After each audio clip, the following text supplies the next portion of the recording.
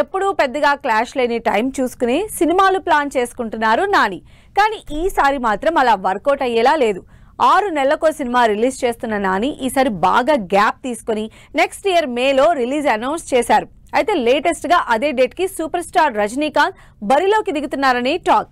మరి ఈ రజనీతో నాని పోటీ పడతారా, డేట్ మార్చుకుంటారా? నాని సినిమాల విషయంలో సూపర్ స్పీడ్ మీద ఉంటారు. రిలీజ్లు కూడా అంతే స్పీడ్ గా ప్లాన్ చేసుకుంటారు. అయితే ఈసారి మాత్రం తన హిట్ సిరీస్ లో రాబోతున్న 3వ సినిమాకి బాగా టైం తీసుకుంటున్నారు. వచ్చే మే 1 కి హిట్ 3 రిలీజ్ చేస్తున్నట్టు ఇప్పటికే డేట్ లాక్ చేసేసుకున్నారు. అయితే ఇప్పుడు ఆ డేట్ కి సినిమా వస్తుందా లేదా అన్న డౌట్ రైజ్ అవుతోంది జనాల్లో. మే 1న నాని హిట్ 3 రిలీజ్ అనౌన్స్ చేశారు. అయితే అదే రోజు రజనీకాంత్ కూడా బరిలోకి వస్తున్నారన్న టాక్ వినిపిస్తోంది.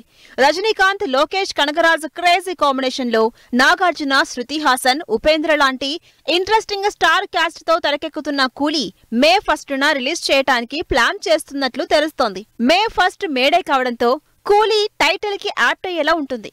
కాబట్టి ఆ ఎమోషన్ వర్కౌట్ అవుతుందన్న ఆలోచనలో కూలీని మే 1 కి థియేటర్స్ లో దింపాలని టీం అనుకుంటున్నట్టు టాక్.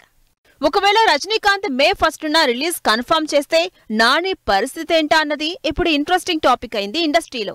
నాని హిట్ 3 సినిమా కూడా పాన్ ఇండియా వైడ్ గా రిలీజ్ అవుతోంది.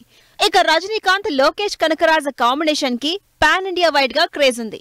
అందుకే కూలీ కూడా పాన్ ఇండియా ఆడియన్స్ ని టార్గెట్ చేస్తోంది.